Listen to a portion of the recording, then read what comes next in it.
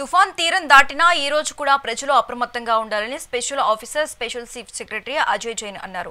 తుఫాన్ను సమర్థవంతంగా ఎదుర్కోవడంలో జిల్లా యంత్రాంగం సఫలమైందన్నారు. పునరావాస కేంద్రాల్లో ఉన్న వారికి నిత్యావసర సరుకులు ఇవ్వాలని ప్రభుత్వం ఆదేశించిందని తెలిపారు. కాకినాడలో తుఫాన్ తీరం దాటుతుందని జిల్లా యంత్రాంగం తుఫాన్ని సమర్థవంతంగా ఎదుర్కొనే విధంగా సిద్ధమైందని కలెక్టర్ షాన్ మోహన్ అన్నారు. ఈ రోజు కూడా పునరావాస కేంద్రంలో ప్రజలను ఉంచి వారికి కావాల్సిన ఏర్పాట్లు చేశామన్నారు. ఇక ఇదే అంశంపై మరింత సమాచారం మా ఉభయ గోదావరి జిల్లాల కోఆర్డినేటర్ ఉదయ్ అందిస్తారు. మోందా తుఫాన్ రాత్రి డాక్టర్ బిఆర్ అంబేద్కర్ కోనసీమ జిల్లా అంతర్వేది పల్లిపాలెం బియ్యపుతిప్ప మధ్య అయితే రాత్రి 8:45 ప్రాంతంలో తీరం దాటిందని వాతావరణ శాఖ చెప్పడం జరిగింది. ఈ నేపథ్యంలో ఉమ్మడి ఉభయ గోదావరి జిల్లాల్లో విస్తారంగా వర్షాలు కురుస్తున్నాయి. ఈదురుగాలు వీస్తున్నాయి. గంటకి 60 నుంచి 80 కిలోమీటర్ల వేగంతో ఈదురుగాలు వీస్తున్నాయి. నిన్న జిల్లా వ్యాప్తంగా భారీ వర్షాలు కురిశాయి. అంటే కాకినాడ వద్ద తీరం దాటుతుందని వాతావరణ శాఖ అధికారులు చెప్పినప్పటికీ ఇది డాక్టర్ బిఆర్ అంబేద్కర్ కోనసీమ జిల్లా అంతర్వేది వద్ద తీరం దాటింది. ఈ నేపథ్యంలో కోనసీమ జిల్లా మొత్తం అతలాకుతలమైంది. భారీ ఈదురుగాలులతో భారీ వృక్షాలైతే ఇళ్లపై కూలిపోయిన పరిస్థితి అయితే నెలకొంది.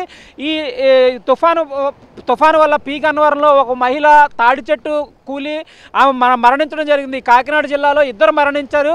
అలాగే మొత్తం ఉమ్మడి తూర్పుగోదావరి జిల్లా వ్యాప్తంగా 15,000 హెక్టార్లలో అయితే వరి అలాగే ఇతర వాణిజ్య పంటలు దెబ్బతిన్నాయని అధికారులు చెప్తున్నారు. కొద్దిసేపటి తర్వాత రాష్ట్ర ముఖ్యమంత్రి చంద్రబాబు నాయుడు అయితే ఈ కోనసీమ జిల్లాలో పర్యటించి ఏరియల్ సర్వే నిర్వహిస్తారని చెప్తున్నారు. అనంతరం అక్కడ ఈ వాడల రేవు ప్రాంతం వద్ద పంట నష్టపోయిన రైతులతో వారి అసలు పంట ఎంత మేర నష్టపోయింది అనేది వివరాలు తెలుసుకునే ప్రయత్నం చేస్తారని చెప్తున్నారు. దీనికి తగ్గట్టు అధికారులు ఏర్పాట్లు చేస్తున్నారు. మనం ఇప్పుడు కాకినాడ ఉప్పాడ రోడ్లో ఉన్నాం. ఈ రోడ్డు మొత్తం ఈ నిన్న కురిసిన భారీ వర్షానికైతే ఈదురుగాలులకి సముద్ర కెరటాలు ఉవ్వెత్తున లేచిపడడం వల్ల అయితే ఈ ప్రాంతం మొత్తం ఈ రోడ్డు అంతా మొత్తం ఛిద్రమైంది. ఎటువంటి ఇప్పుడు ఈ రోడ్డును మరమ్మతులు చేసిన తర్వాత మాత్రమే ఇక్కడ వాహనాలని తిరిగి వదులుతారని చెప్తున్నారు. ఈ జిల్లా వ్యాప్తంగా అధికారులు అయితే పూర్తి అప్రమత్తమయ్యారు. ఎటువంటి నష్టం జరగకుండా అయితే పూర్తి ఏర్పాట్లు చేయడం జరిగింది. వారు ముందస్తు చర్యల్లో భాగంగానే ఇక్కడైతే ఎటువంటి ప్రాణ నష్టం అయితే నిన్న ఒక మత్స్యకార యువకుడు అయితే మృతి చెందడం జరిగింది. అలాగే ఎక్కువ ప్రాణ నష్టం జరగకుండా అయితే అధికారులు పూర్తి ఏర్పాట్లు చేశారని చెప్పుకోవచ్చు. నిన్న రాత్రి అక్కడ అంతర్వేది దగ్గర క్రాస్ చేయడం జరిగింది.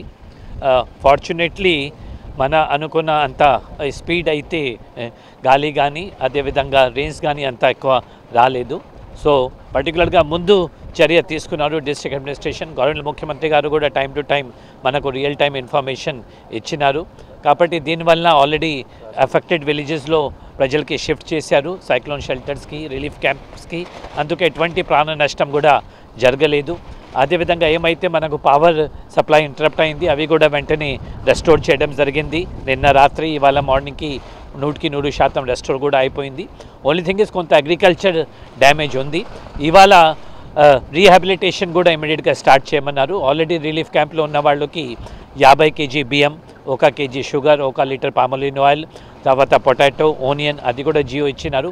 అదేవిధంగా ఎవరైతే రిలీఫ్ క్యాంప్స్లో వచ్చినారో కుటుంబంకి 3,000 రూపాయలు గవర్నమెంట్ ముఖ్యమంత్రి గారు శాంక్షన్ కూడా ఇవ్వడం జరిగింది. ఇప్పుడు డిస్ట్రిక్ట్ అడ్మినిస్ట్రేషన్ ఆ పని మీద ఉన్నారు.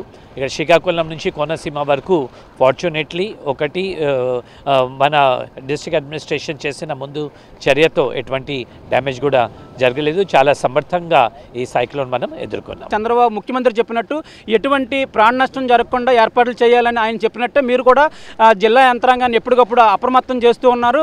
సమీక్ష సమావేశాలు కూడా నిర్వహిస్తున్నారు. తుఫాను సమర్థంగా ఎదుర్కోవడంలో కీలక పాత్ర వహించారు జిల్లా కలెక్టర్గా మీరు. అసలు ఇప్పుడు అంటే ఈ రోజు కూడా రీహాబిలిటేషన్ సెంటర్లు కొనసాగుతాయి. ఈ పునరావాస కేంద్రాల్లో ఉన్న వాళ్ళని ఇవాళ కూడా ఉంచాలని చెప్తున్నారు. అసలు ఇప్పుడు కాకినాడ పరిస్థితి ఎలా ఉంది సార్? ఇందాక మన zonal incharge Ajay Jain sir చెప్పినట్లు మేము కొంచెం మన దగ్గర ల్యాండింగ్ పడితే ఇంకొంచెం గట్టిగా ఉంటుంది అనుకున్నాం. కానీ ఈరోజున్న విండ్ దృష్ట్యా మన ఊర్లలో అవసరం ఉంటుందన్న ఉద్దేశంతో ఇవాళ కూడా రిలీఫ్ క్యాంప్స్ కంటిన్యూ చేస్తున్నాం. అంటే కొన్ని చోట చిన్న పెంకులు ఇళ్ళు ఉన్న చోట కానీ లేకపోతే ఏదైనా థ్యాచ్డ్ హౌసెస్ ఉన్న చోట ఏదైనా ఇబ్బంది ఉంటుందన్న ఉద్దేశంతో ఈరోజు కంటిన్యూ చేయడం. కానీ ఇవాళ మనకి ఇలా నాకు తెలిసి ఈవినింగ్ వరకు ఉంటుంది. కొంచెం వర్షం లైట్ ఇప్పుడు ఇట్లా పడుతుందో చిన్నగా వర్షం పడుతుంది అని తప్పితే మేజర్గా మనకి డ్యామేజ్ ఇవాళ ఎక్స్పెక్టేషన్ లేదు మనకి. బట్ స్టిల్ ఇవాళ కొంచెం జాగ్రత్తగా ఉండాలన్న ఉద్దేశంతో కంటిన్యూ చేస్తున్నాము. And all said and done entire team sir డైరెక్షన్స్లో తర్వాత స్పెషల్ ఆఫీసర్ కృష్ణతేజ వచ్చారు. ఆయన and already 3 times deputy CM గారు 3 times సీఎం గారు కంటిన్యూస్గా టెలికాన్ఫరెన్స్ వీసీలు తీసుకోవడంతో వీ న్యూ ఎగ్జాక్ట్గా ఎక్కడ ఏం జరుగుతుంది అనేది. సో ఆ టెక్నాలజీ వాడుకొని కొంచెం we were able to handle it. ఇది అంటే ఇప్పటి వరకు అధికారులు పూర్తి సమర్థవంతంగా ఈ తుఫాన్ను ఎదుర్కోవడానికి సిద్ధమైన నేపథ్యంలో ఎటువంటి ఇబ్బందులు లేకుండా అంటే ప్రాణ నష్టం ఎక్కువగా లేకుండా అయితే తుఫాను సమర్థవంతంగా ఎదుర్కొన్నారని చెప్తున్నారు. ఇప్పుడు పునరావాస కేంద్రాల్లో ఈరోజు కూడా ప్రజలను పునరావాస కేంద్రాల్లో నుంచి వారికి కావాల్సిన ఏర్పాట్లు అయితే చేస్తామని చెప్తున్నారు. ఈ మొత్తం మీద సీఎం చంద్రబాబు కానీ డిప్యూటీ సీఎం పవన్ కళ్యాణ్ కానీ పూర్తిగా అధికారులను అప్రమత్తం చేయడం, అలాగే అధికారులు వారి ఆదేశాలను తూచా తప్పకుండా పాటించడం వల్ల ఉమ్మడి తూర్పుగోదావరి జిల్లాలో ఎటువంటి ఇబ్బందులు లేకుండా ఈ సమర్థవంతంగా ఈ తుఫాన్ అయితే ఎదుర్కొన్నామని అధికారులు చెప్తున్న పరిస్థితి. మెగా నైన్ న్యూస్ కోసం వీడియో జర్నలిస్ట్ దొరబాబుతో ఉదయ్, కాకినాడ నుంచి.